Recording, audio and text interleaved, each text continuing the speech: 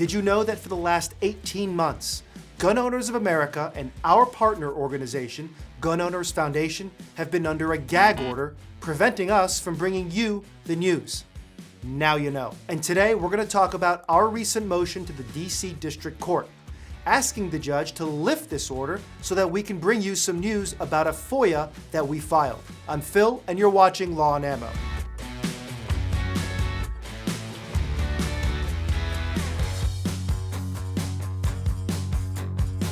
But before we get into the video, I want to take a second and let you know about GOA's annual convention. That's GOALS. The Gun Owners Advocacy and Leadership Summit is set to be held August 9th through 10th of this year in Knoxville, Tennessee. You can come out and visit with some of your favorite manufacturers, participate in activism training, and hear from the top voices in the Second Amendment community. And the best part is that it's free for GOA members. So sign up using the link in the description below.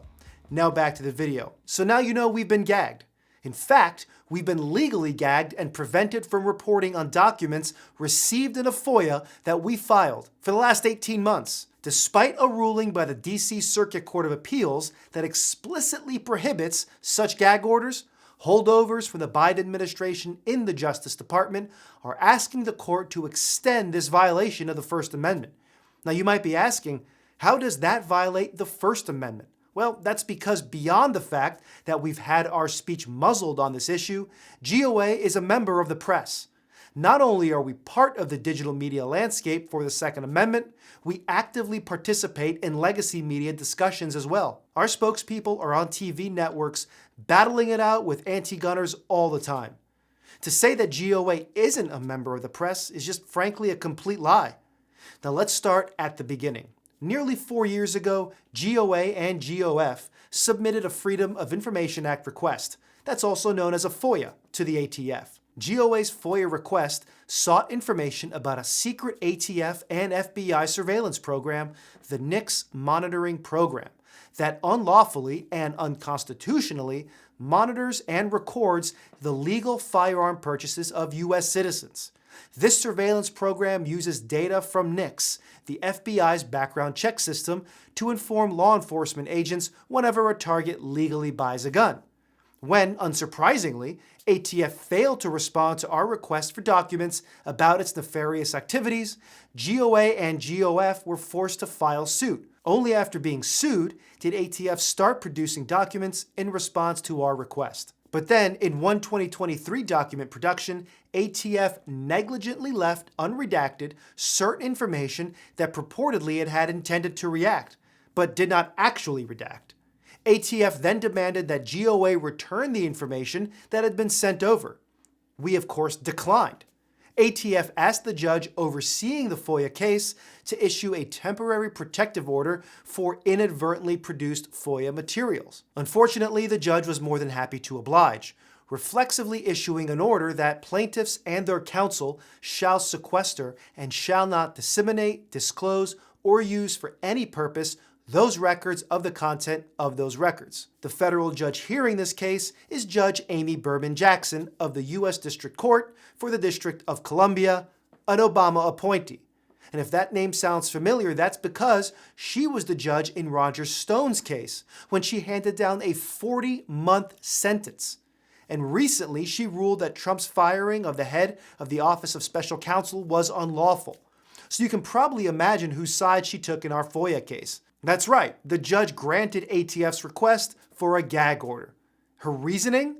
That even though FOIA does not authorize the clawback of inadvertent document productions, courts have the inherent authority to control their own cases. If the notion of inherent authority sounds pretty vague and squishy to you, that's because it is. Because of the court's gag order, since October 30th, 2023, GOA has not been able to say anything more about the details of ATF's FOIA production. And we still can't, because the court's temporary gag order still stands. Of course, the judge's order in this case is a blatant First Amendment violation. How is that, you ask? Well, beyond the fact that GOA had its speech muzzled on this issue, GOA is also a member of the press. And not only is GOA part of the digital media landscape for the Second Amendment, we actively participate in legacy media discussions as well. And for example, our spokespeople are on TV networks having it out with the anti-gunners all the time. And we routinely post news about the results of FOIA requests just like this one. But in spite of the First Amendment's clear application, because of this, since October 30th, 2023, GOA has not been able to talk about anything more to do with the details of that FOIA, and we still really can't. Because the gag order still stands, the Department of Justice continued to press for GOA to be gagged.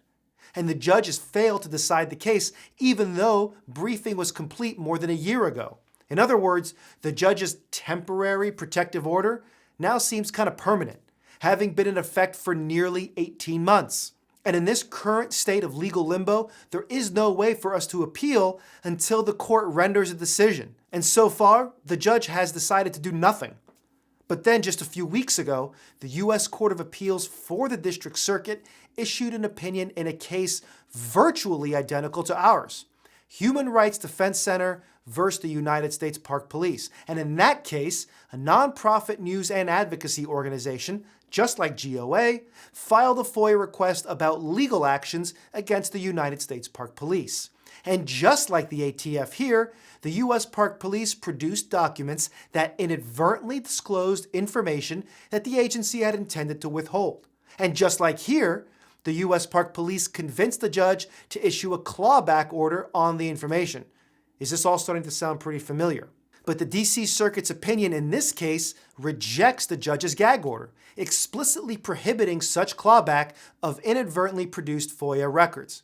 The appellate ruling makes clear that judges do not have inherent authority to gag FOIA requests based on agency regret. So naturally, GOA is relying on that decision, asking the district court to lift its unlawful gag order in our case. A district court's creation of a non-statutory remedy for inadvertent disclosures is not a valid exercise of inherent judicial authority or necessary to manage judicial proceedings. But as the D.C. court explained, FOIA does not provide for the compelled return or destruction of inadvertently produced information. And there is no implied or inherent judicial power to create a mechanism for doing so. As we noted in another similar case decided by the D.C. Circuit in 2022, 100 Reporters v. U.S. Department of State, U.S. District Judge Moss wrote, ordering a news organization and a journalist to return materials to a government agency which they obtained through no unlawful or improper action would be an extraordinary step. And you might think at this point ATF would throw in the towel. First, the protective order ATF has been pursuing is blatantly unconstitutional, a clear First Amendment violation. Second, President Trump has now taken office, promising to defend constitutional rights and stamp out government overreach and corruption. And third, the D.C. Circuit has plainly said that protective orders, such as the one against GOA, are unlawful. But the ATF isn't just going to give up.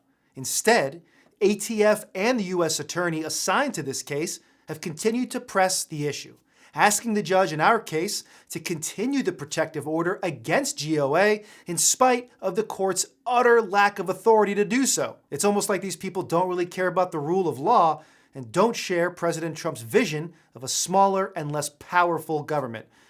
This is my shock face. Anyway, we'll keep you updated as this situation develops. I'm Phil with Law and Ammo. Thanks for watching.